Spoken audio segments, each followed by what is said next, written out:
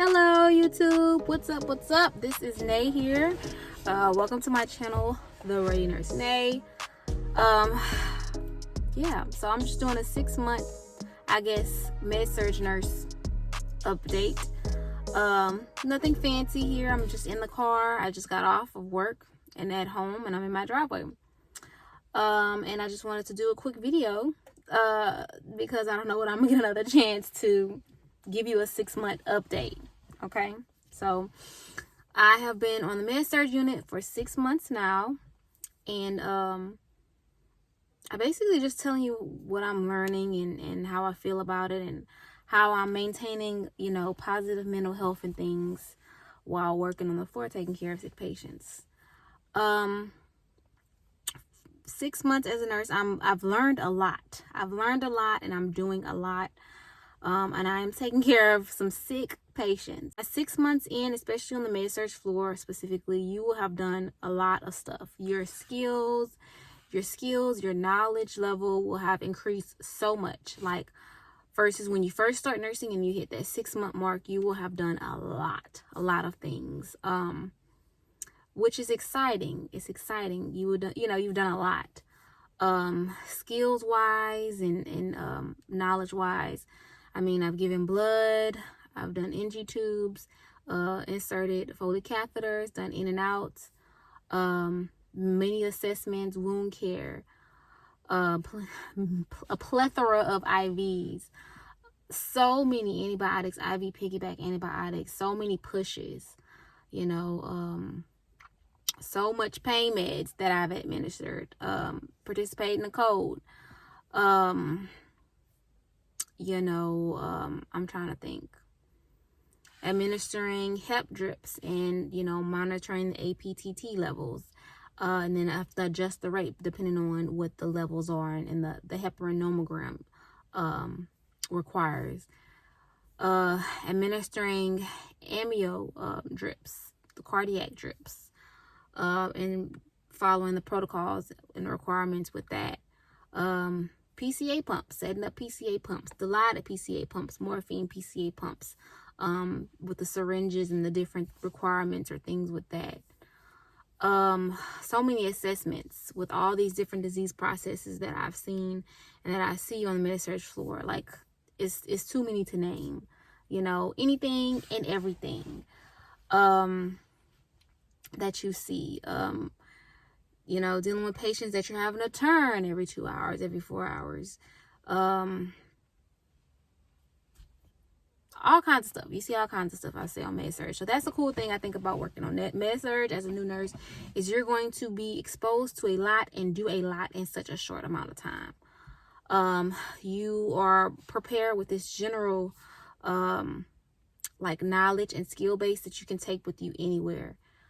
So that's the benefit of working on med-surg, and that is something that I've noticed about myself and the knowledge and skills that I've gained even being on the floor at 6 months. I'm doing a lot and I'm learning a lot, and I'm really excited about that. There's still stuff that's scary. I would say, like, as a new nurse, even 6 months in, there still will be things that are scary, and then what happens is you do them and they're not so scary anymore. So if you need help or you want a second pair of eyes, bring a second pair of eyes in there with you and you do it, and then it's not so scary anymore. So I'm learning that. And also, I think I've said this before in other videos, just being thankful that shifts go in waves. On my unit, I don't know how it is for everybody else's unit, but on my shifts goes in waves. Every shift will not be super busy or super slow. You might have some shifts that are busy, some that are slower, some that are kind of medium size. Like, it just depends. Which is cool, because if you have a hard day or a super busy day, you should be happy to know that your next shift hopefully won't be like that. So it can kind of keep you encouraged as you're doing what you gotta do. As far as like my mental health, I made a video talking about burnout of nurses and stuff like that, and maintaining my mental health while being a nurse, because being a nurse is tough. It can be hard. you're taking care of sick patients, and it can be very demanding. It's demanding of your body, turning patients, helping patients to the bathroom, like cleaning up patients with body fluids and things like that. Dealing with maybe rude patients or family members. It can be a lot. So you have to really take care of your mind when you're off. And a way that I do that is when I'm at work, I'm at work. So when I'm at work, I'm totally involved with work and taking care of my patients, giving it my all. And then when I'm off, I'm off. And I do things personally on my off days that like I enjoy. Such as, of course, spending time with my spouse and my family, but then also things for myself, you know, maybe go and get a massage, or go and get my nails done, or toes done, or go and eat out by myself, and just enjoying peace and quiet and the solitude of my own company. Reading a book, you know, and trying to get, you know, good sleep, especially on my off days, because I work nights.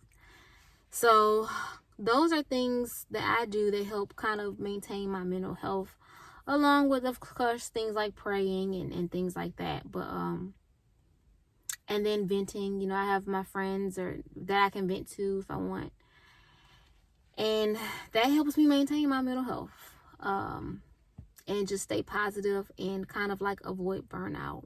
I think as a nurse, avoid burnout. I also don't pick up extra shifts. I work my required set amount of shifts, and that's it. I don't want to be burnt out or feeling like I'm giving less than my all as a nurse. So I feel like the more shifts you pick up, your greater risk of being burnt out. So I just don't. I manage my money, budget, and work with what I have, so that I don't have to pick up extra shifts. And I think that helps maintain my mind as well. I'm trying to think.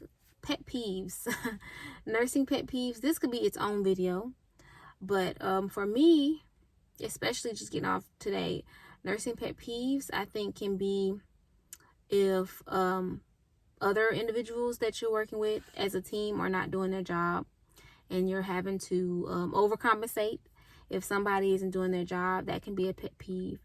And then also just the fact that like when patients aren't realizing like that you're busy, you know what I'm saying, and they're kind of wanting stuff right then and there.